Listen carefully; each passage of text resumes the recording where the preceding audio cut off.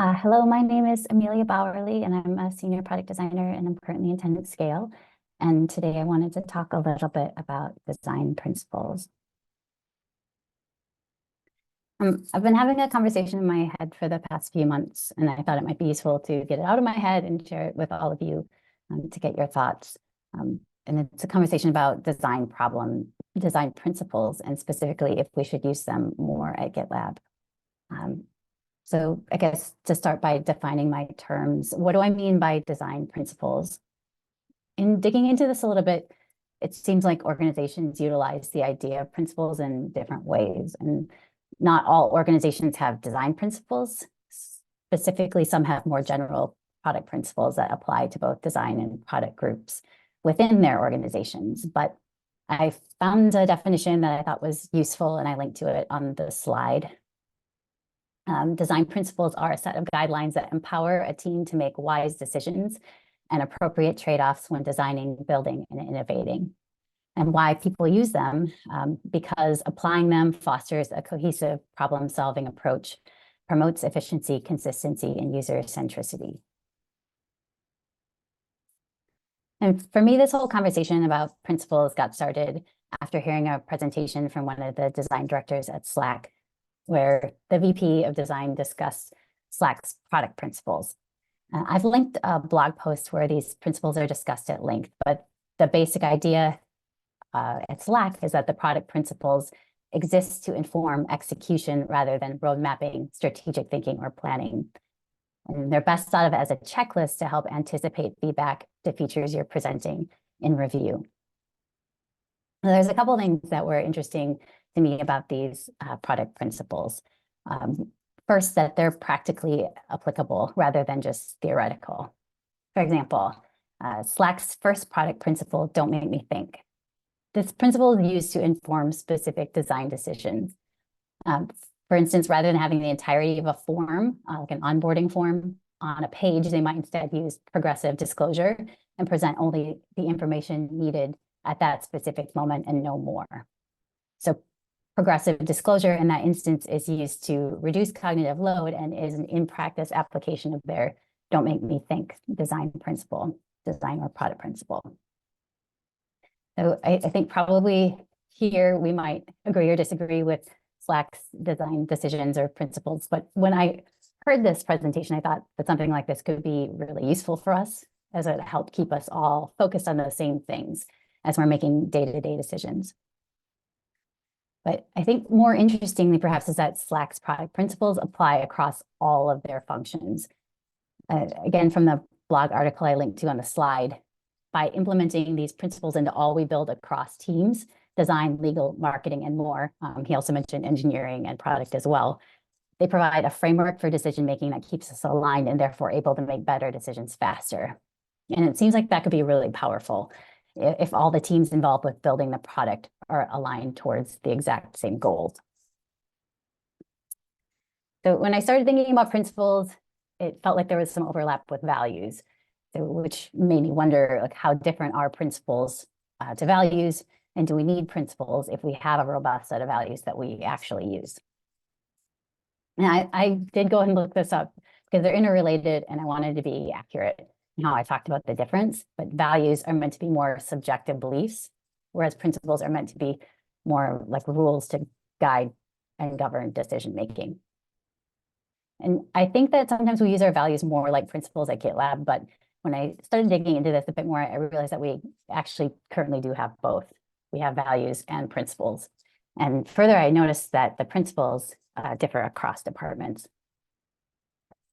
So a little tour of our principles for right now. We have engineering principles. The engineering department has a list of principles that are roughly based on GitLab's values, starting out with iteration and efficiency, which are themselves values, but also simplicity, reliability, quality, velocity, and predictability. And product, which UX falls under, has its own set of principles. Hiring is job one. Care personally and challenge directly. Always be learning. You're not the customer. Start with the problem, not the solution. Prioritize relentlessly. Assume you're wrong. Iterate. Be data-driven. And product-led growth.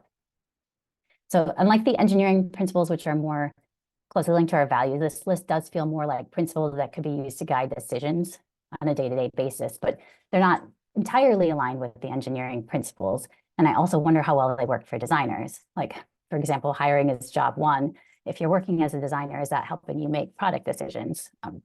Probably not. And I also spotted that we have principles in pajamas, which are productive, minimal, and human. And these are good, and they're not dissimilar in construction or style to Airbnb's principles, which are unified, universal, iconic, and conversational. But I wonder if they're helping us to make decisions and weigh trade-offs in the way that the Slack principles do, which for me beg the further question, should they? Also, Justin reviewed this presentation last week, and he pointed out the way we're using principles in GitLab seems more about helping team members to make decisions about how we should work, and that they're probably more about establishing, guiding, and sustaining our culture.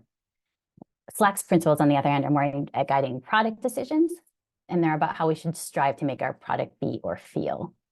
And both are there to help guide decisions, but for different purposes. The former, the ones we have, it's more about us, and the latter, Slack's, is more about the product.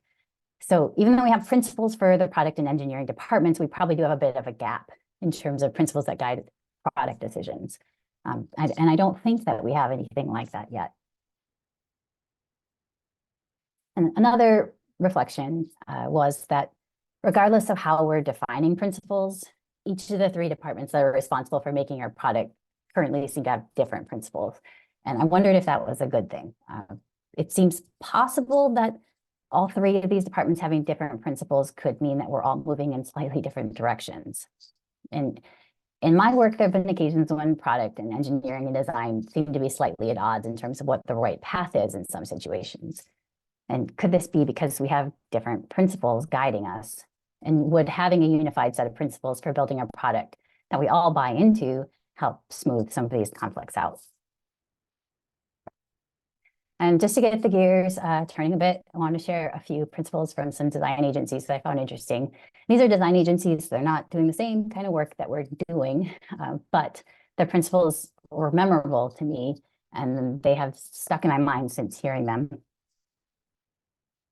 So first, Design Studio. They're a branding agency in London, and they did the brand strategy for Airbnb, among others.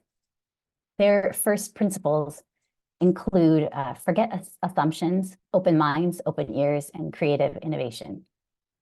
I think both the first two are memorable, but the phrase, "we know nothing," which they repeated multiple times as an expression of their forget assumptions principle, has really stuck in my mind. And it serves as a constant reminder to me, at least, to approach design problems in particular with an attitude of open inquiry that I find very helpful. Landor is another branding agency in London and elsewhere. I think they're global. But I heard someone who had been at that agency for some time speak about the insights that guide the work they do. And I know insights are different than principles, but it felt like their insights serve a similar purpose to principles in their work and are similarly memorable. So I wanted to share them as well. They had a whole list of insights, but my favorite were destroy ordinary, be prepared to put yourself in harm's way, and wrong theory. Destroying ordinary means interrogating what the ordinary common solution is in a situation. It means thinking about what might need to be challenged. It also might mean changing the story or proposing solutions that avoid the crowd, so to speak. Being prepared to put yourself in harm's way, metaphorically, of course, to me, that means not always taking the safe or easy option. It means being willing to take risks to do something that would be better or more right in the situation at hand. And wrong theory, for me, this one's just kind of fun. Essentially, it means something that's so wrong it's right. To me, that means finding solutions that are a bit out of left field and that just work in unexpected ways. And there's a delight in that and a joy. Again, I'm just sharing these additional two examples as possible sources of inspiration and as a guide to what principles might look like in a design-led organization. To sort of wrap things up a bit, my goal here isn't to say we definitely need design principles or product principles, or even to say what exactly those principles should be, but I wanted to at least open up the conversation about principles and whether they're design or product principles more generally, to see what people thought. I don't know if people have thoughts immediately, but some of the things I'm curious about, I have on the slide. Is there anything in here that resonates with you? Would principles be helpful to us in our work? Are principles necessary in addition to values and in addition to our design system? And if we have principles, should they be shared across product design and engineering? I'll open up for thoughts if anyone has any immediately, but otherwise, thanks. And I'll leave the questions on the screen in case they're helpful. Are there any? Pedro, you have the first comment and question. Yeah, I actually, I'm going to leave the question, I think, to Valerie, because I think it's a very similar question, but I just wanted to comment that a way that I love that resonates with me a lot when, to explain principles is actually having the opposite of what we don't want to follow in the title itself. So I think, our popular product principle, convention over configuration, it is very clear of what it means because you have the opposite directly in the title. And every time you mention that principle, the opposite is always part of it. So do this, not that. And I think that is even clearer than having examples of how you put them into practice. Also, the examples are important too, but I feel like that is something that, amongst other things, I feel like that is something that is missing from our design principles. And yeah, I agree that we should try to join our product development principles, so product engineering and design, and have all of them because they conflict a lot. So yeah, I'm going to leave the question to Valerie because I think it's similar to the question I had. Thank you, Amelia. Sure. Yeah, so I just kind of flipping the questions back to you because you've recently gone through all of the various principles that we have at our company, and you've explored outside of our company. So what do you think? How are principles? Are they working? Is there anything that specifically resonated to you? I mean, literally just go through the questions that you're asking us. Yeah, sure. I think that principles could be really helpful. And I also think that it would be ideal if they were shared across product and engineering. I think the Slack story was very powerful, and so the VP, I think, led the effort and got a lot of buy-in from the CEO, from like the other heads of the departments. So it was really everybody was coming together and agreeing on these things. And he also talked a little bit about like, okay, you have these set of principles, but how to actually get people to use them to get people to really buy into them. That's a whole effort as well. That if otherwise the principles are just kind of something that's on on a handbook page that nobody uses. So I think that could be super useful. I think we have the values, and that helps guide some of these decisions to a certain degree. Like, should we move forward with this or not? Well, we have this value of iteration, so let's try it, for example. But in terms of thinking more concretely about making design decisions, I feel like there is a little bit of a gap, and having something that we're all aligned around that will help us make decisions in a more consistent way, and have additional reasoning for why we're making those decisions, I think could be great. And I think I'm trying to think if there are like other things in your question that I didn't answer, but I did also really like what Pedro said, the sort of examples of what we do and do not, or what would apply and what doesn't apply. I think we do that in our pajamas documentation for our components right now. And I do find that really helpful when I'm looking at components, which one to use and to not use. So I think that could be potentially useful for principles as well, to really clarify what we mean by them. Yeah, and just a quick follow-up on that. So what would you want, so I'm stealing part of Pedro's question here. What would you want the very next step to be? Because you've identified that we potentially have a gap or there's this need. Mhm. So what would you do as the very next step? Well, I think this was just to kind of gauge interest because I wouldn't want to I don't want to push impose something on people that aren't that isn't wanted or needed, because I know we have we have a 1,000-page handbook already. But if people are interested, I think I would want to I think I would want to do an additional interest gauging step, maybe across product and engineering too, to see if there's additional interest in aligning the principles. I think one of the things in the Slack presentation, he talked about having buy-in at a certain level across departments. And so I think probably moving this forward might involve that. I don't know if, I suppose as a design organization, we could propose our own principles and just have it be our principles, which I think we could do with surveys and things like that internally. But I think in order for this to be as powerful as it could be, we probably need to have more of a cross-organizational buy-in to this process, and to get feedback from other departments, and probably some leadership buy-in from across departments as well. But I guess first step would be gauging interest in this and whether it would be useful. Yeah, thank you. I think just to follow up there, in order to get buy-in, it's helpful to have a proposal, to come with a proposal of what you think it should be. So I would maybe consider starting with really thinking through these questions that you're asking all of us, and then coming to those stakeholders with a proposal for moving forward. And then there can be a conversation around that. Great suggestion. Thank you, Tori.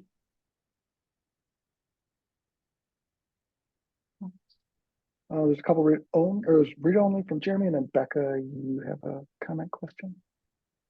Yeah, I think this is really, really interesting. It was really interesting to see the principles from other design teams. I do think it would be valuable to reference principles, like we reference things in the handbook, such as manager of one, assume positive intent, or our credit values. And not to say I can't do this currently with the principles we have. So thank you for highlighting those. It doesn't seem to be something that comes up so often. And so I'm definitely going to keep an eye on those and see if I can incorporate them. But I do think that having principles can be really powerful. For example, my PM recently referred to the convention over configuration principle when we were weighing the pros and cons of a customizable build your own security dashboard versus an out-of-the-box experience. And it was hard to argue with that argument when it's product principle backed. So I've seen it in action, how it can really strengthen somebody's decision to move forward in a particular way.